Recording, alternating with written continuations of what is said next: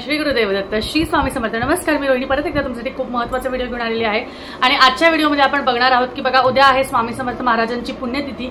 आणि पुण्यतिथीच्या दिवशी आपल्याला नक्की काय काय करायचं आहे, आपल्याला स्वामींना अशा कोणत्या गोष्टी अर्पण करायच्या आहे, किंवा आपल्याला जर का स्वामी समर्थ महाराजांची पूजा करायची आहे तर नक्की आपण कोणत्या पद्धतीने आपण पूजा करावी, काय काय गोष्टी अर्पण कराव्या, काय काय गोष्टी कराव्या, ह्या सगळ्या गोष्टी आज आपण या व्हिडिओमध्ये बघणार आहोत.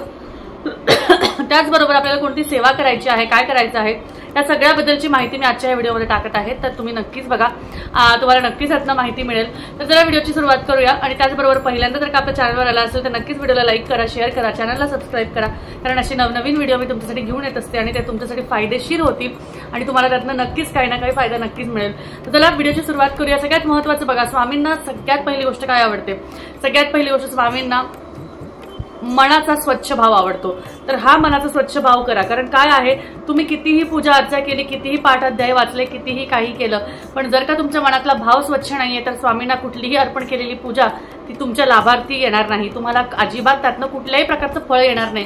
कारण जर का तुम्ही स्वच्छ मनाने पूजाच केली नाही, स्वच्छ मनाने स्वामींची सेवाच केली नाही तर त्याचा काहीही एक उपयोग होणार नाही.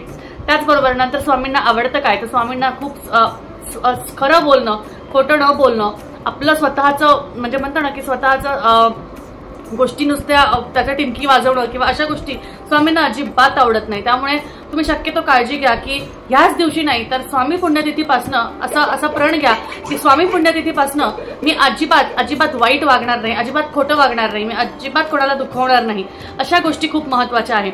त्यानंतर सगळ्यात महत्त्वाची दुसरी गोष्ट अशी आहे की स्वामींना बऱ्याचशा गोष्टी आवडतात. तर त्या सगळ्यात महत्त्वाचं बघा, आपल्याला काय करायचं आहे, सकाळी लवकर उठून आपल्याला स्वामींची पूजा करायची आहे. सगळ्यात लवकर उठून आपल्याला आपल्या देवघरातली पूजा करायची आहे, आपल्या सगळ्या देवांची पूजा करायची आहे.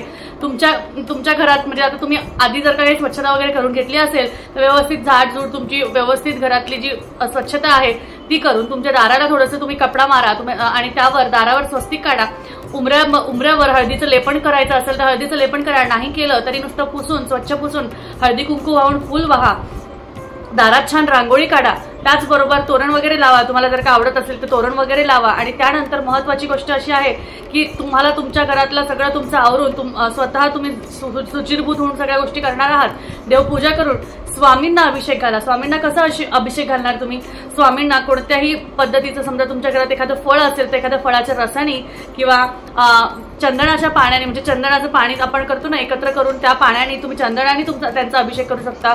दूध पाण्याने आणि फुलाने सुद्धा अभिषेक करू शकता. पंचामृताने सुद्धा अभिषेक करू शकता. तुम्हाला जमेल त्या हिशोबाने तुम्ही त्यांचा अभिषेक नक्कीच करू शकता. त्यानंतर महत्त्वाची गोष्ट आहे की त्यानंतर तुम्हाला त्यांना छानपैकी मस्तपैकी छान वस्त्र घालायचे आहे. शक्यतो उद्या स्वामी पुण्यतिथी आहे. स्वामींना पिवळा रंग खूप आवडतो. नसेल पिवळा रंग शक्यतो जास्तीत जास्त केशरी रंग घाला, पण शक्यतो भेटला तर पिवळा रंग नक्कीच स्वामींना घाला. छानपैकी एक छान स्वामींसाठी वस्त्र, नवीन वस्त्र घेऊन या.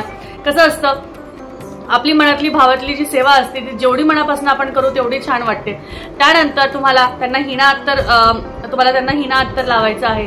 हिना अत्तर पण स्वामींना खूप आवडायचं, खूप आवडायचं. त्यांना हिना अत्तर त्यांचं प्रिय आहे. त्यानंतर त्यांना पिवळी फुलं व्हायची आहे. पिवळी फुलामध्ये पिवळा झेंडू तुम्ही वाहू शकता. पिवळी चाफ्याची फुलं तुम्ही वाहू शकता. असेल तुमच्याकडे तर तुम्ही मोगऱ्याची म्हणजे मोगरा सुद्धा वाहू शकता, किंवा मोगऱ्याचा हार म्हणजे मोगऱ्याचा गजरा आणून त्याचा हार करून सुद्धा तुम्ही स्वामींना वाहू शकता. स्वामींची मूर्ती असेल तर मूर्तीला तुम्ही छानपैकी घालू शकता, किंवा फोटो असेल तर फोटोला सुद्धा घालू शकता. तुम्ही जशा पद्धतीने करणार ना स्वामींची पूजा, स्वामी ते चांगलं मानून घेतील आणि तुम्हाला नक्कीच त्यातनं तुम्हाला जे हवं ते नक्कीच तुम्हाला देतील. त्याचबरोबर बघा, स्वामींना नैवेद्य आपण काय दाखवायचं आहे, तर उद्या जमलं तर पुरणपोळी करा, बेसन लाडू करा. स्वामींना कांद्याची भजी आवडतात तर पुरणपोळी, कटाची आमटी, कांद्याची भजी, बेसन लाडू, घेवड्याची भाजी, या सगळ्या गोष्टी स्वामींना खूप आवडायच्या. त्यामुळे ह्यातली कोणतीही गोष्ट तुम्ही केली तरीही चालेल. मी एक व्हिडिओ केला होता ज्यामध्ये स्वामींना काय काय आवडतं, आता मला वाटतं 2-3 दिवसापूर्वीच टाकला असेल, तुम्ही जाऊन बघू शकता. स्वामी समर्थ महाराजांबद्दल संपूर्ण माहिती म्हणून, त्यामध्ये त्यांना काय आवडतं काय नाही हे सगळं तुम्ही करू शकता. त्यानंतर आता बघा, तुम्ही नैवेद्य बघितलं काय करायचंय काय नाही. एखादा गोड पदार्थ म्हणून तुम्ही पुरणपोळी जर नाही तुम्हाला जमली तर बेसन लाडू करा. ते नाही जमलं तर खीर करा. ते नाही जमलं तर तुम्हाला सांगते एखादी पिवळी मिठाई आणा, पण काहीतरी गोड नक्कीच आणा. पिवळी रंगाची गोष्ट केली तर नक्कीच ते अजून छान वाटेल. त्यानंतर सगळ्यात महत्त्वाचं बघा, स्वामींना जर का तुम्हाला तुमच्या घरात काही नवीन गोष्ट ह्या दिवशी पुण्यतिथीच्या दिवशी आणायची असेल तर तुम्ही स्वामींची मूर्ती तुमच्याकडे नसेल तर ह्या दिवशी तुम्ही स्वामींची मूर्ती आणू शकता. तुमच्याकडे माळ नसेल तुम्ही रुद्राक्षाची माळ आणू शकता. तुमच्याकडे पिंड नसेल तर तुम्ही आपल्या शंकराची पिंड आणू शकता. अशा पद्धतीने तुम्हाला ज्या गोष्टी हव्या असतील बघा, तुम्हाला हा दिवस खूप शुभ आहे त्यामुळे तुम्हाला जे काही असेल, तुम्हाला हवं असेल तुम्ही ह्या दिवशी नक्कीच आणू शकता.